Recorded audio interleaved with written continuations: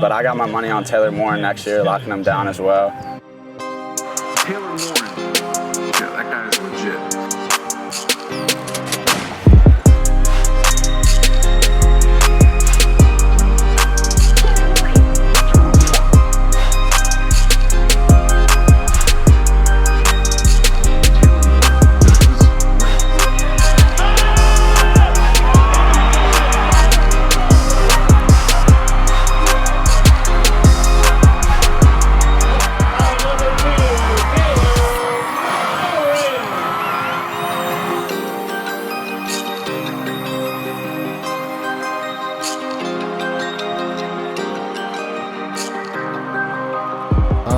So my dad got me into it. Me and my dad used to watch all the Eagles games. Yeah. When I was younger, and I kind of just fell in love with the game. Like, there's just something about it, something different. And then, I mean, to be honest, at first, like my first couple of years, I was a little timid. I mean, getting into it, it's like, it's different. Yeah. Right? It's physical, it's a tough game played by tough people. So, I mean, my first couple of years, I was a little timid, but I mean, after that, I just fell in love with it as I grew older, and I followed the NFL, college football, and just watching all those guys and doing all the cool things they did. Mm-hmm. I just want to be like them. But you just seem to make plays when your team needed it. Yeah. I mean, big players make big time plays in big games. So I would say a lot of it is preparation, going into it, watching a lot of film, having a good week of practice is important too, and doing stuff outside of practice, whether it's lifting weights or getting out and throwing with Noah. So, yeah, Coach Yule all the time, he always says, Coach Yule's our basketball coach, he's always like, Taylor's got the best instincts in Westfield history. And I would say I just accredit that to me playing sports from a young age. Like, I played soccer, baseball, basketball, whatever it was, I was always playing some sort of sport, and I'd say it kind of just gave me a knack for the ball. I've always been around the ball, and it's kind of taught me to have instincts. It's nothing that you can go out and just teach someone else. Like, it's just experience, just being around the ball my whole life, basically. My first word was ball. Yeah, well, you can see I'm smiling as you're asking me that question. He's a special kid. You know, 4 characteristics that come to mind really fast. Great ball skills, whether it's at wide receiver or DB. He can adjust in the air to the ball. I've seen him do amazing things with the ball in the air. He's really smart. Football smart, as well as just, you know, he's school smart too. And then a kid of high character. I mean, dependable. He's going to do the right thing. He's not a kid you have to worry about. He's a kid that's going to set a great example. So to be able to say those 4 things about one kid is pretty special. My first varsity game was against DeMatha my sophomore year. To be honest with you, I struggled. I gave up 2 touchdowns. I was playing corner at the time. Yeah, I didn't have a good game, and it was very humbling. So I bounced between corner and safety my sophomore year. Towards the end of the season, I played more safety than corner, but I just stayed on the defensive side of the ball. Do you remember like what you were thinking as you were walking on the field and everything? To be honest, this is not the mindset you want having going in as a corner, but I was thinking bad thoughts. I was a little worried, a little scared, a little bit of everything, honestly. But you know, we grew from it, we learned from it, and we ended up with having a good 2016. Yeah. Did you ever think that you would have this type of career that you've had? No, absolutely not. I mean, when I came in as a freshman, I was like 5'8", maybe 100 pounds, and just each and every year try to grow.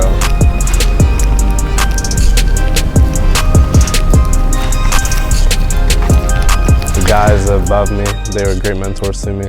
They kind of paved the way for me. And I learned a lot from them. Kevin Petrillo, he was a good mentor to me when I was a sophomore, he was a senior. Guys like Zach Jewell, they all accepted me with open arms. So, I mean, all those guys were great to me as I was young and learning. I mean, I was a sophomore. Me, Israel, and Sadiq were the only sophomores playing. And, yeah, we made mistakes, but the seniors they accepted us with open arms, and they knew we were going to make mistakes. Defensive coordinator, Coach Giancola at the time, he knew it was going to be a process, trying to get us up to speed with everything else. But It was just everyone on that. I mean, I was playing just defense at the time, and they're all just so good to me. Israel and Sadiq, and yeah.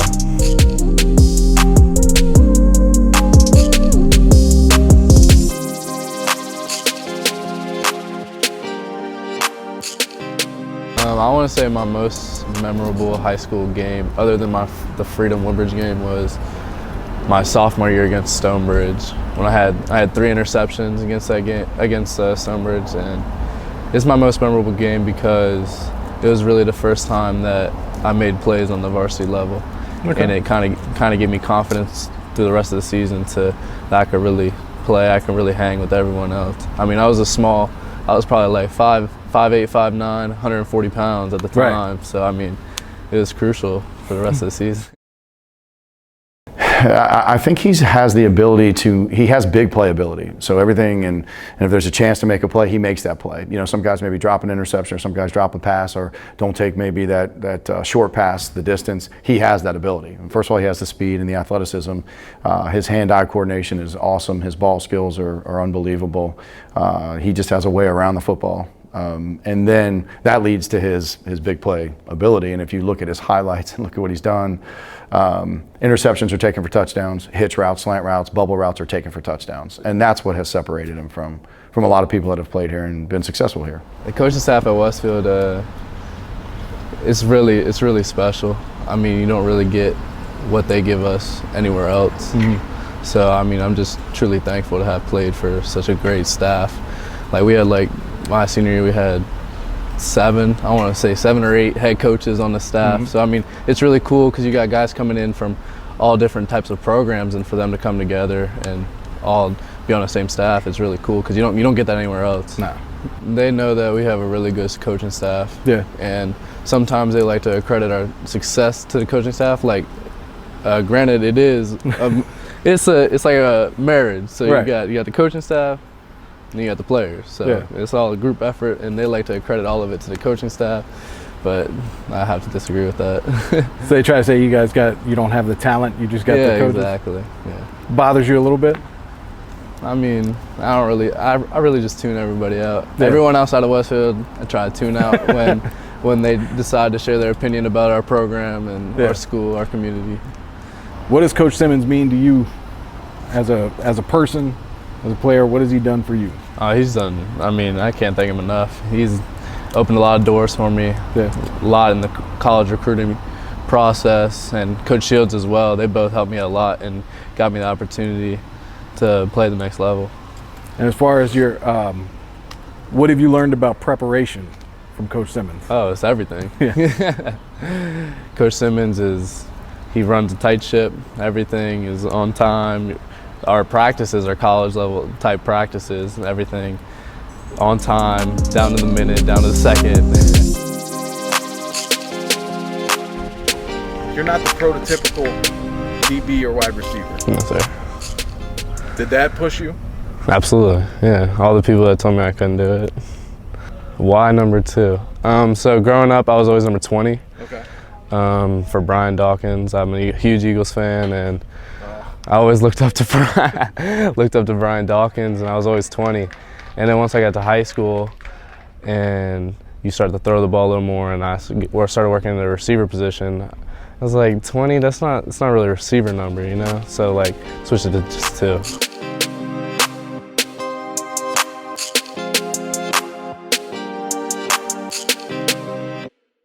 When did you know you were good? I would say I knew I was talented, but whether that talent was going to translate to me playing at the next level, I didn't know that until my junior year. Okay. Until we got all the way to the state championship, I got some film, got some offers. That's when I really knew that I was good. Who offered you first? UMass. Yeah? Yeah. What was it about Wake Forest? They offered a perfect combination of academics and athletics. Like you can't go somewhere, or very few places where you can go and get a great education and play Power 5 football. Okay. So it's just the best of both worlds. How much influence did your family have on your decision? Everything. I mean, before I just sat down and made a decision, I wanted their input. I wanted not just my immediate family, but cousins and stuff like that, like, because it's not just me going into this. People like to call it a marriage, where you get married to a school, because that's where you spend the next 5 years of your life. So it wasn't just me, it was my family, my cousins, everyone. I wanted to make sure I was close enough where they could come down and see me, come see me play. So, yeah. How difficult was the process for you? It's definitely stressful at times, but my family definitely helped me get through it. There's definitely some low points where you get frustrated, and they help keep me focused, and they help me through it.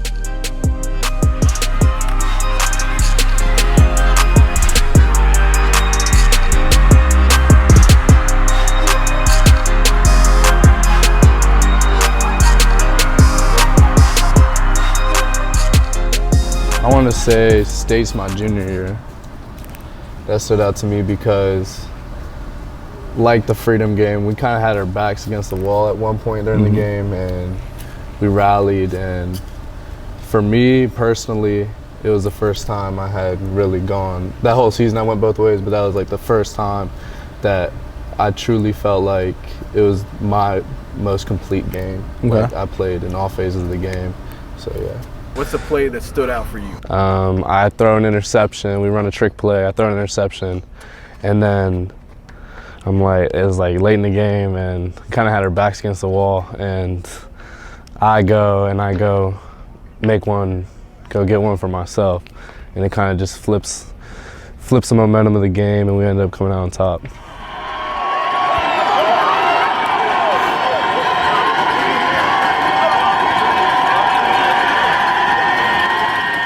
Last game. The very last game of your high school career. Okay. It's last game. Obviously the last game. So that game, Yeah.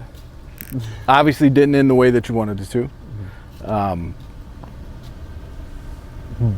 But in that game, you did everything possible to win that game, and you damn near pulled it off. Taylor had caught a touchdown pass. He ran for a touchdown. Then he threw for a touchdown. And I think we drew that one up on the sidelines. And then late in the game, he scooped and scored for a touchdown. For him to be able to score 4 touchdowns, the way he did, and coming in and throwing a ball and picking a ball off, and encompasses everything that he's about and what he's done for this team. And unfortunately, it was his last game, but if there's a way to go out, that's a good way to go out. For a kid to do that in a game against a team like Freedom, that's pretty special. So going into the game, I was really confident in my team. Like I said, I haven't really been following this stuff in a while. There's a big one. Oh my.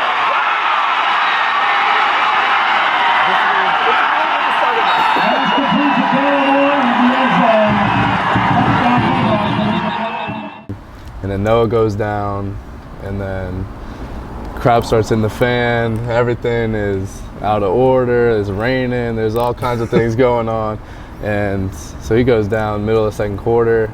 I think the score was 7-7 at the time, and you got to deal with that kind of adversity. You can't just lay down. We got together. Tried to rally the troops. Me and Eugene, some of the other seniors on the team. We tried to get it together, and we did put together a really good comeback. But I just want to give credit to my coaching staff. I mean, we couldn't have made that happen without them and my teammates, my linemen up front, everyone on the field. It wasn't just about me. Everyone else made it happen. All right, you can say all that. you can say all that, but I was there. Yeah. There's just some things you can't plan for. Was there anything about yourself that you learned in that game that night? What I learned about myself was that I can play any position on the football field at any given time, and going to the next level, I'm going to be able to play a lot of different positions wherever they need me, and hopefully that will translate to me getting playing time early. Yeah. Well, whether it's special teams, offense, defense, I'll play wherever. You just want to get on the field. Absolutely. Who was your favorite team to beat? My favorite team to beat, Oscar Smith. Because that one was, yeah. You knew that one. Absolutely. That had a ring attached to it. Yes, sir.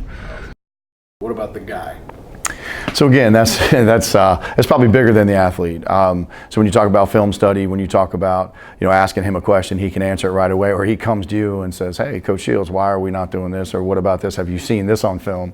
You kind of check yourself, and you're like, "I don't know if I saw that or not," but he does that. It's that extra film work. It's that extra work.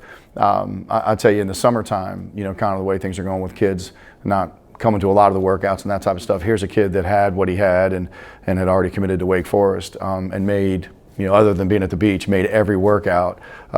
He's that type of kid. He's that type of leader. It's not so much that he's pumping his chest and that type of stuff, being that leader, but just his work ethic, constantly. And then there's a guy that doesn't come off the field. So you think about that. A kid kids look up to him saying, "Oh my God, he's on the kickoff team, kickoff return team, punt block team. He's a starter on defense. He's a starter on offense. He literally doesn't come off the field, and you just never hear the griping. There's no helmet throwing. There's no complaining to coaches. It's like, hey, offense is up. Boom, there he goes. Hey, defense is up, and we didn't have a lot of depth on either side that way with him, and for him to keep playing, it just says a lot about his character, about his. How smart he is and how intelligent he is. To speak to his character, he was highly recruited by quite a few FCS schools. He probably had maybe 30 offers at one point. And then when he decided that he wanted to go to Wake Forest, I caught wind a few weeks later that he had called every one of the schools that had offered him. Made a phone call to the coach to thank them for their interest in him, and that he was deciding to go to Wake Forest. So I think that speaks to, his upbringing, his family, and his character, that he took the time to do that. So those two things make for a pretty cool kid. Call each of the schools that offered you. What made you do that? My mom. Yeah? Yeah. Nothing like a mom. No doubt. It's a little awkward. It's like breaking up with someone, you know. You've been talking to them for a couple months, and then you're like, I'm not talking to you anymore. But what I learned was, as far as I learned a lot about the coaches that handled it well. That was probably, I was on track. If I were to go to their school, that was probably on track. It'd be a good place for me, Coaches that understand that kids that have to make the best decisions for themselves and their families. And what else I learned is, I had to grow up. It's not an easy conversation to have, but yeah. Where's the athleticism come from? Who's the athlete in the family? Where does that I'm gonna say both of my parents. My dad was really athletic, all-state in baseball, all-state in football in high school. My mom, she cheered at NC State, so I'm gonna say both my parents. My uncle also played baseball at Wake Forest too.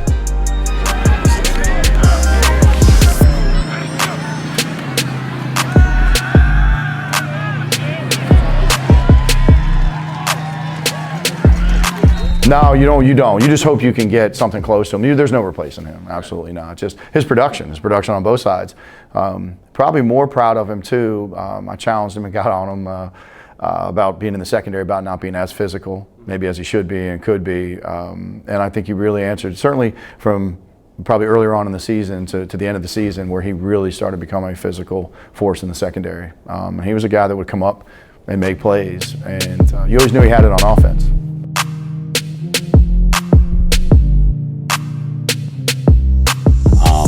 You're not going to see many like Taylor, but I'm sure there'll be another one that comes through. His brother tells me that it's going to be him.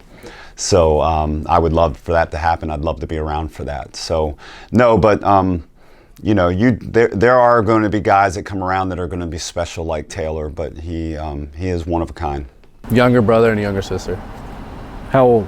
My younger sister's a freshman here. She's a cheerleader. My younger brother's in 6th grade. He's a football, basketball, and I play a little bit of lacrosse too. Okay. So there's more coming. Yes, sir. Yeah. Give it a couple of years. That's unfortunate for everybody else in the area. Yeah. I just have a huge competitive drive. I just compete in everything I do. I want to be the best at everything I do, and I want to make my family proud.